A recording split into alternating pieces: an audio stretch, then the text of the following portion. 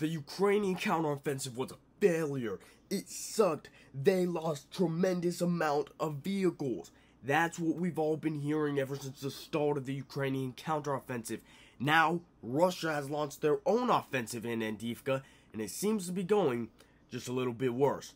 This is a picture, geolocated footage for all the disbelievers out there, around a landfill in near Andiivka, on the outskirts of Andiivka, of 63 destroyed Russian armored fighting vehicles and tanks around this area. The attack on Andiivka started less than 11 days ago, and already in one place where the landfill is, the Russians have lost 63 vehicles, and this geolocation was 3 days ago, and since then Russia has launched more assaults that have failed. This is a pretty big deal on the whole entire aspect of the war.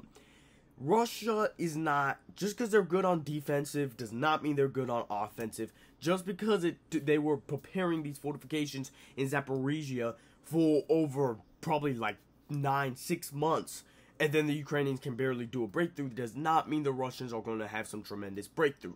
The Russians, as you're seeing throughout this whole entire video, there's footage of the Russians being obliterated, Russian vehicles getting destroyed, Russian tanks getting destroyed, Russian armored personnel getting destroyed, okay? They are all getting destroyed, and it's because the Russians are not the best at assaults. Not only that, Andiivka is, according to some reports, the most fortified city in Ukraine, and Ukraine is not going to lose Andiivka like they did Bakhmut. They are going to put up a fight, and that landfill that the Russians captured in the beginning of the assault, they don't even have anymore, and 63 vehicles were lost. And this report and these photos were from 3 days ago.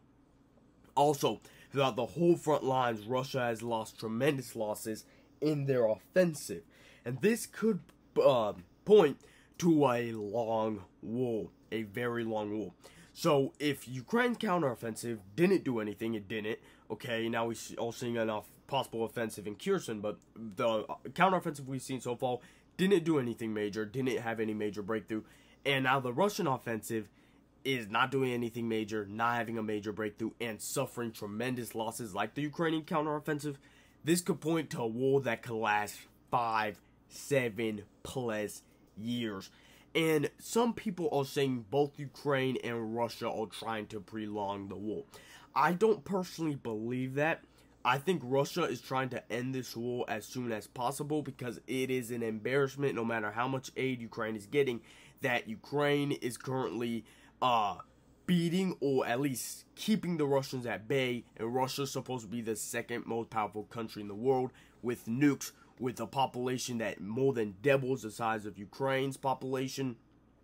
That is just all out embarrassing. So I don't think Russia's trying to prolong the war. I don't think Ukraine's trying to prolong the war if they had the equipment to end it. Obviously, they don't have the equipment, they don't have the manpower to end the war, so obviously the war will be prolonged. They're all topics, and people are saying that the West is trying to prolong the war, and that's another topic for another video.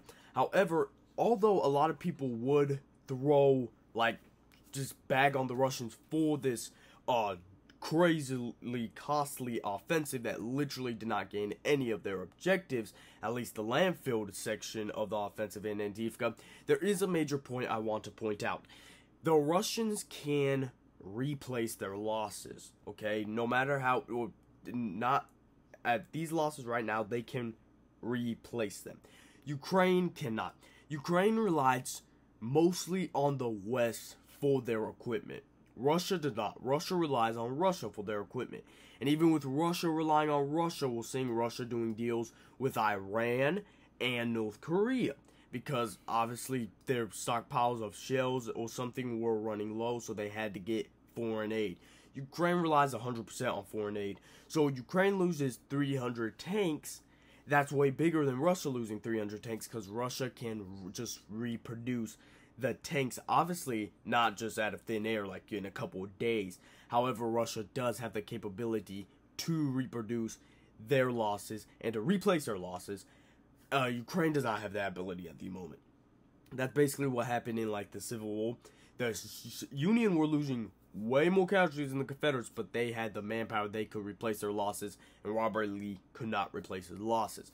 So that's basically what I would say to all those people saying because the Russian offensive is going bad, they are going to lose this, because Russia can replace their losses, Ukraine can't. And even though Russia in this one area over the landfill lost 63 vehicles, and that geolocation was from 3 days ago, and that is a complete disaster, and they did not even accomplish the objective, that is around the same level, if not worse, than the Ukrainian counteroffensive. I'll say that's around the same level of the Ukrainians in the Zaporizhia front, because that's one sector. That's not all of Andiivka. There are reports from the Ukrainians, so take this definitely with a grain of salt, of over 400 Russian armored pieces getting destroyed, whether it's artillery, tanks, armored fighting vehicles. Obviously, that is Ukrainian sources, so take that with a grain of salt. However, according to geolocated footage and geolocated photos, if you guys want to sift through all the photos, be my guest, the Russians have lost over 140 vehicles, and again, this was from a couple of days ago in an attack in Andiivka, and this has not even been happening for over 2 weeks. This attack has not even been happening for over 2 weeks. So obviously, the Russians are suffering extreme losses, and the Ukrainians are suffering at least some extreme losses in the beginning of their counteroffensive. However, once again, I must point out that Russia can replace these losses to a certain extent. Ukraine cannot just replace the losses, at the very least, as easy as Russia could. So even though this has been a disaster for the Russians, at least in this poll, at least for now, because we don't know what's going to happen. Andiivka could fall within the next couple of days, weeks, months. Okay, at least for now, it's been a disaster for the Russians, and a lot of people were banging on the Ukrainian counteroffensive. Yeah, this seems to be repeating the Ukrainian counteroffensive just on the Russian side. However, once again, the Russians can replace their losses at the moment. Ukraine can't without Western support, and that's why Ukraine is desperate for a victory on the front lines. Anyway, guys, make sure to like this video, subscribe, join the Fact Army, comment your thoughts down below. Again, YouTube, I do not condone violence, killing of any kind. I'm simply reporting on what's going on in this unfortunate conflict. Thank you.